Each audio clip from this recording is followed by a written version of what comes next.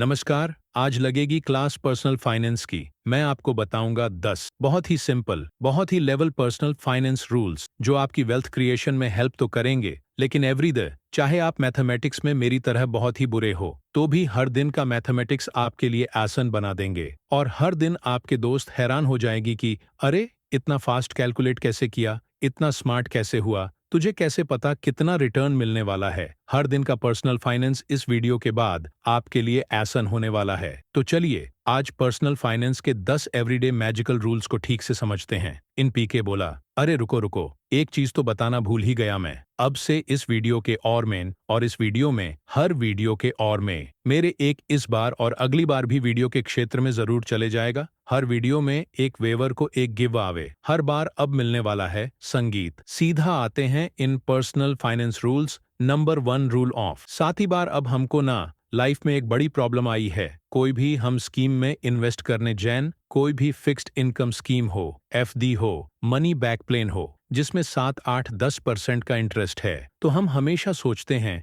इसमें कितने साल में पैसा डबल होगा, फिर 20 साल में मेरा पैसा कितना हो जाएगा। या तो हम खुद लंबा कागज ले कैलकुलेट करते हैं, या जो पॉलिसी बेच रहा है वो जो बोल दे उसे पर मान लेते हैं। अब से ना ये प्रॉब्लम खत्म। आप 10 सेकंड में कैलकुलेट कर पाओगे कि कितने साल में कौन सी स्कीम में आपका पैसा डबल होगा। एग्जाम्पल के लिए आपको ये ऐसी एचडी में इन्वेस्ट कर रहे हो जो 7% का इंटरेस्ट देती है। अब रूल ऑफ साथी 2 में आपको क्या करना है, साथी 2 को डिवाइड कर देना है इंटरेस्ट रेट से, यानी 7% वाली एचडी है ना, तो आपको 72 को डिवाइड कर देना है 7 से, यानी इससे रिजल्ट ए जाएगा कि आपका पैसा डबल होगा अराउंड 10 ईयर्स में। 10 ईयर्स से थोड़ा ज्यादा समय लगेगा। अब ये रूल ना मॉडरेट इंटरेस्ट रेट जब है 4% से लेकर 14-15%, तब तक यह रूल अच्छा कम करता है, उससे कम या उससे ज्यादा अगर ऑफर कर रहा है। वैसे अगर इससे ज्यादा रिटर्न कोई आपको फिक्स्ड इनकम इंस्ट्रूमेंट ऑफर कर रहा है तो पक्का कुछ गड़बड़ है, तो वो कम करेगा ही।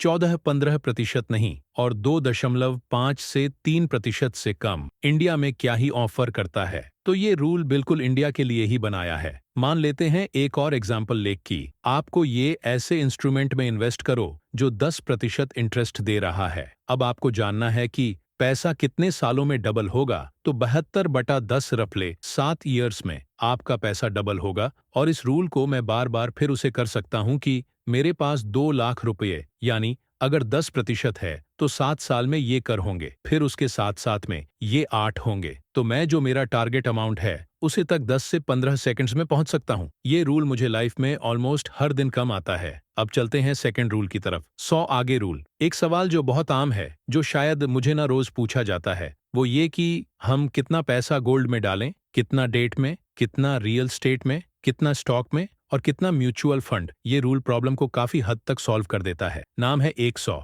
आगे तो आपको क्या करना है, आप कितने साल के हो, जैसे मैं 30 साल का हूं तो मैं क्या करूंगा, 100 मेरी आगे 100 से 30 हुआ 70। तो ये रूल ये बोलना है कि 100 से आगे जो रिजल्ट ए रहा है, जो मेरे कैसे में 70 ए रहा है, यानी मुझे अपने टोटली इन्वेस्टमेंट का 70% इक्विटी में डालना चाहिए और बाकी 30% बाकी एसेट क्लास में डालना चाहिए। तो अगर कोई 40 साल का है तो 100 में 40 उसको 60% इक्विटी में डालना चाहिए और बाकी दूसरे एसेट क्लासेस में। अगेन ये थंब रूल है, ये इस असम्पशन पे है कि आप पे बहुत ज्यादा लायबिलिटी नहीं है, आपने बहुत सारे लोन नहीं लिए हुए हैं, तो हर किसी का फाइनेंशियल प्लान अलग होगा। लेकिन ये एक जनरल आइडिया दे देता है। पर एन परसों जिसके ऊपर लोन नहीं है और बहुत ज्यादा जिम्मेदारियां नहीं हैं। इस वीडियो में आगे बढ़ाने से पहले एक ही डिस्क्लेमर जरूरी है कि मैं थर्ड रूल की तरफ जाऊं उसके पहले कि ये जो पर्सनल फाइनेंस रूल्स हैं, ये जनरल अकादमी क्रिएटेड रूल्स हैं। ये कोई पर्सनल फाइनेंस एडवाइस नहीं है और इनके बेसिस पे आप पर्सनल फाइनेंशियल प्लानिंग कर लो, ऐसा नहीं है। लेकिन हाँ, ये आपको एक बेटर फाइनेंशियली एजुकेटेड पर्सन बनाएंगे और कुछ केसेस में, जैसे रूल ऑन ऑफ 72 आपको स्मार्ट बना रहा है, क्विक डिसीजन मेकिंग में हेल्प कर रहा है। तो ये रूल्स कई बार वेरीफाई करने में हेल्प करेंगे, क्विक डिसीजन मेकिंग हेल्प करेंगे, लेकिन ये रूल्स के हिसाब से ही प्लानिंग कर दिए, ऐसा नहीं हो सकता। चलो अब रूल नंबर 3 की तरफ चलते हैं। अगला रूल है 5030 रूल। ये थोड़ा वेल लोन है, आप में से कई लोगों ने सुना होगा। इसका मतलब ये है कि आपकी टोटल जो भी टेक होम इनकम है, जो भी पैसा आप सैलरी मिलने के बाद कमाने के बाद घर लेट हो, महीने का उसको डिवाइड करो 3 पार्ट्स में। लो आप महीने का कमाते हो 50,000, तो उसमें से 50% यानी 25,000 से आप अपनी बेसिक जरूर की चीज पूरी करो जो कि करनी पड़ेंगी। तो राशन हो गया, फोन का बिल हो गया, इंटरनेट हो गया, बच्चों की एजुकेशन हो गई, पेट्रोल हो गया, रेंट हो गया, बिजली, ये सारे खर्च आपकी इनकम के 50% से हो जान चाहिए। तो इन नीड्स के खर्चों को उसी तरीके से आपको प्लान करना है। अगला 30, बाकी जो 30% बच्चा, 50,000 अगर आपकी इनकम है तो 15,000 रुपए आपका 30% ऐसा पैसा है जिससे आप बॉन्ड पूरी कर सकते हो। अगर आपको पार्टी करनी है, हॉलीडे पे जाना है, नई बाइक लेनी है, पुरानी बाइक अब आपको पसंद नहीं, ए रही, कपड़े लेने हैं, जूते लेने हैं, वो ऐसी चीज जो बहुत ज्यादा लेना इस महीने जरूरी नहीं है, लेकिन आप चाहते हो, आपकी इच्छा है, उनको आप अपनी सैलरी की 30% बजट उसकी तरफ एलोकेट करो और अपनी इनकम का 20%। तो एग्जाम्पल लूं तो 10,000 रुपए आपको इन्वेस्ट करने हैं। ये रूल भी ना एक बहुत इंपॉर्टेंट क्वेश्चन को आंसर करता है, मुझे अपनी इनकम का कितना % पैसा इन्वेस्ट करना चाहिए। तो ये रूल कहता है आपको अपनी इनकम का 20% पैसा से करना चाहिए।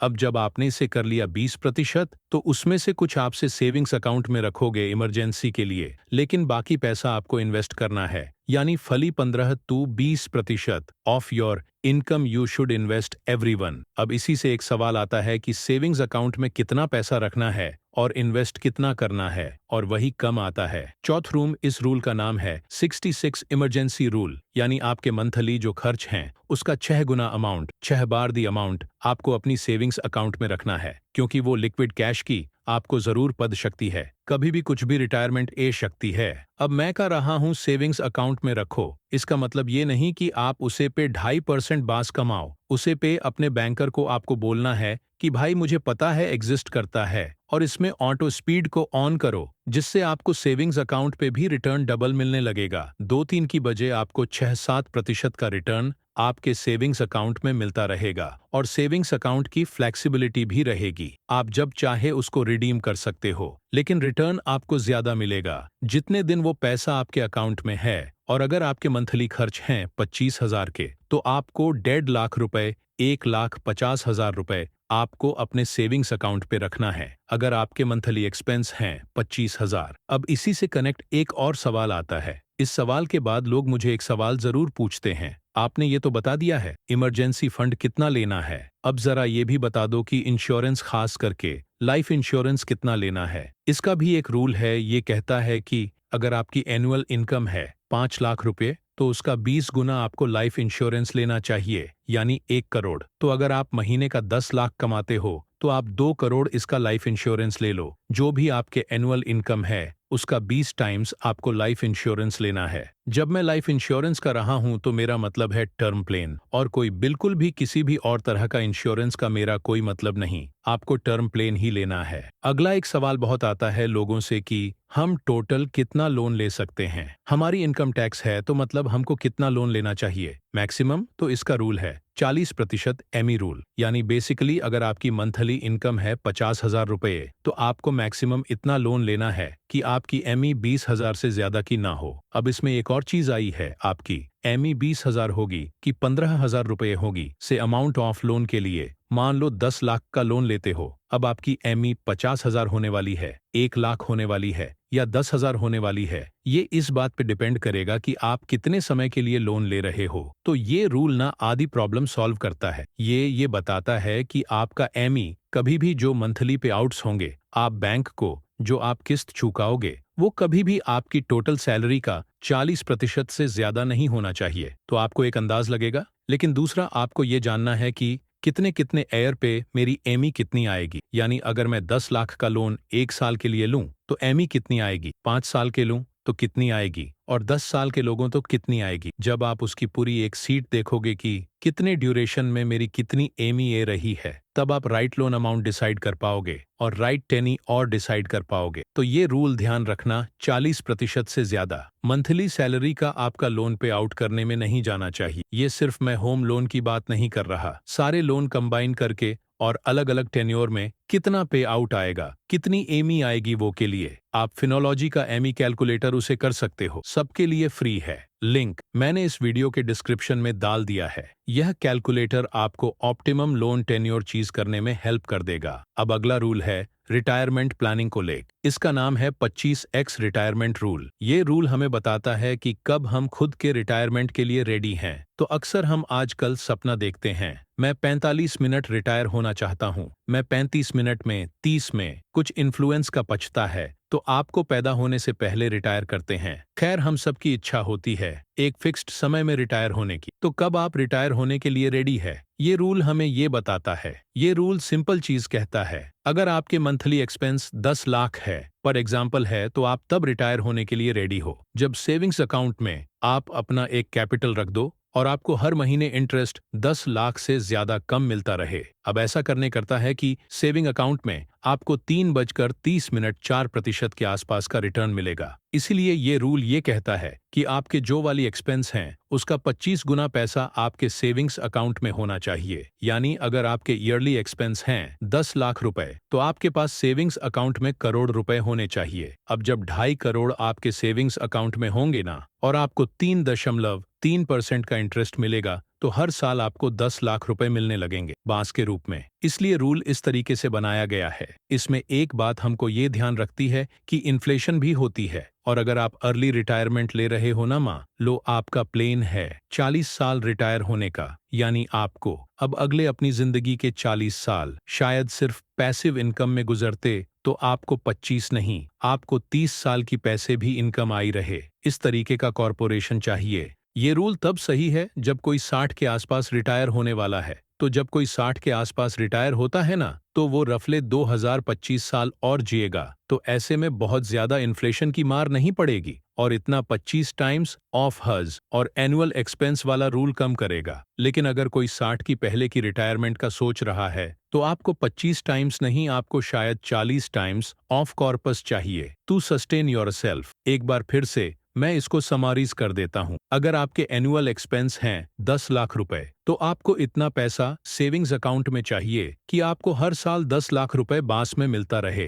अब इसमें आजकल सेविंग्स अकाउंट में मिलता है 3-3.5%। ये ताल में कर परसेंट के आसपास एक्सपेक्ट किया गया है। तो अगर आपके पास 2 लाख रुपए हैं तो आपको हर साल 10 लाख रुपए बांस में मिलता रहे। अब इसमें आजकल सेविंग्स अकाउंट में मिलता है 3-3.5%। ये ताल में कर परसेंट के आसपास एक्सपेक्ट किया गया है। तो अगर आपके पास 2 लाख रुपए हैं तो आपको हर साल 10 लाख रुपए बांस में मिलता रहे। अब इसमें आजकल सेविंग्स अकाउंट में मिलता है 3-3.5%। ये ताल में कर परसेंट के आसपास एक्सपेक्ट किया गया है। तो अगर आपके पास 2 लाख रुपए हैं तो आपको हर साल 10 लाख रुपए बांस में मिलता रहे। अब इसमें आजकल सेविंग्स अकाउंट में मिलता है 3-3.5%। ये ताल में कर परसेंट के आसपास एक्सपेक्ट किया गया है। तो अगर आपके पास 2 लाख रुपए हैं तो आपको हर साल 10 लाख रुपए बांस में मिलत 5 करोड़ होंगे। सेविंग्स अकाउंट में तो आपको 10 लाख रुपए हर साल बांस मिलेगा, क्योंकि कर परसेंट रिटर्न एक्सपेक्ट किया गया है, इसलिए 25 टाइम ये रूल है। तो अपने आप ये रूल हो जाएगा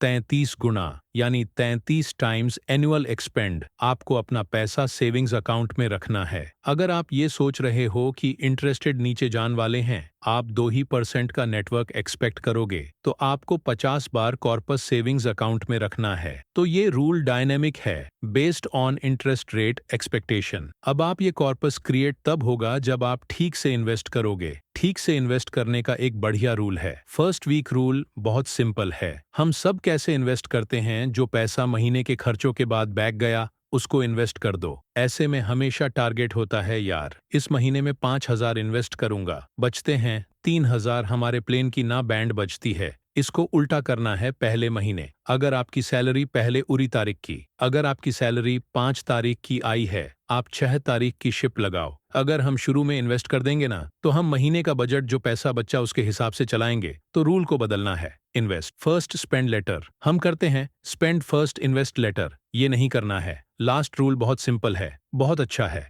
इसका नाम है 3 गुणा 3 गुणा 3 इन्वेस्टमेंट प्लान। ये कहता है कि पहले आपको 3 एसेंशियल चीजों में इन्वेस्ट करना है, वो बताएं, और आपका इमरजेंसी फंड। उसके बाद आपको 3 फर्स्ट चीजों में इन्वेस्ट करना है। जैसे वो हो सकता है कि जो पैसा सरप्लस मेरे पास ए रहा है उससे पहले मैं डेट रीपेमेंट करूं, कोई लोन लिया है तो उसको परीपेमेंट करो। सेकंड है, मैं अपना रिटायरमेंट प्लान करूं नेशनल पेंशन स्कीम में इन्वेस्ट करके। और तीसरा है सॉवरेन गोल्ड बंद, जिससे मैं मार्केट इकोनॉमी में जो ऊपर नीचे हो रहा है उससे खुद को प्रोटेस्ट कर रहा हूं, क्योंकि गोल्ड प्राइस है एक देश, एक शहर, इलेक्शन, टेररिज्म, किसी भी चीज से इफेक्ट नहीं होता। तो मैं एक हे क्रिएट कर रहा हूं अपने इन्वेस्टमेंट प्लान का। उसके बाद आता है इन्वेस्टमेंट। अब ये आप कर सकते हो स्टॉक में, म्यूचुअल फंड्स में, रियल स्टेट में। ये तीनों ही ऑप्शंस बहुत अच्छे हैं। डिफेंडिंग ऑन आपको क्या सूट करता है, तो सबसे पहले उसके बाद कस्टमाइज्ड चीज आपकी जरूर के हिसाब से, और उसके बाद आपके इन्वेस्टमेंट प्लान्स। तो मैंने आपको 9 से 10 अच्छे खेस रूल्स बता दिए,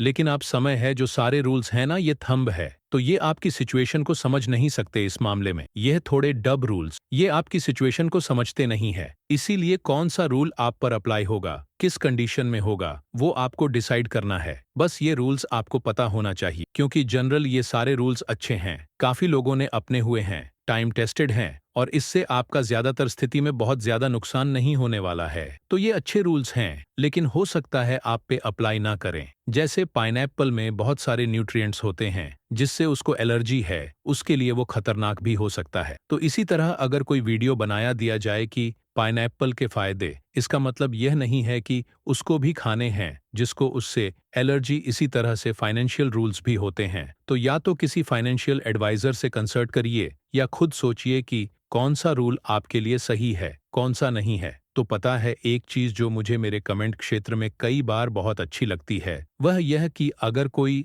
मेरे वीडियो में मेरी कोई गलती निकाल दे कि कैसे मैंने सही से सोचा नहीं, कैसे मैंने कुछ सोचना भूल गया। जैसे अभी ना मैंने एक टीवी वर्सेस पेट्रोल कार्स का वीडियो बनाया था जिसमें मैंने एक ओपिनियन दिया था, और बहुत सारे लोगों के उससे कंट्री ओपिनियन है कि आपने ये कंसीडर नहीं किया, वो नहीं किया। और आई लव आईटी, क्योंकि इससे ओवरऑल वेवर का एक्सपीरियंस बेटर हो, पता है, तो आई थिंक इसको रिवॉर्ड करना चाहिए ना। तो या तो पहले वो कमेंट कुछ ऐसा पॉइंट लेकर ए जाए जो मुझे मिस हो जाए, या वो कोई ऐसा फनी वन लाइनर लेकर आए कि दिन बन जाए। अगर इन दो केसेस में ऐसा कोई कमेंट है तो हर वीडियो में बिल चीज एंड विनर, और उसे मिलेगी इन्वेस्टॉमी की एक ऑन्थर साइट, ऑन्थर यानी कि मैं मेरी तरफ से एक साइड कॉपी हर वीडियो के बाद, और पिछले वीडियो का विनर हर बार मेरे नेक्स्ट वीडियो में हम अनाउंस किया करेंगे। इससे आपको यह भी भरोसा हो जाएगा कि मैं कमेंट्स पढ़ रहा हूं। तो जल्दी से कुछ ऐसा फनी इंसिडेंट जो आपको इस वीडियो से याद आया हो, या कुछ कहना चाहते हो वो, या कुछ ऐसे इनसाइट जो मुझे मिस हो गए हो, वो लिख दीजिए। मैं जल्दी से उन्हें पढ़ना हूं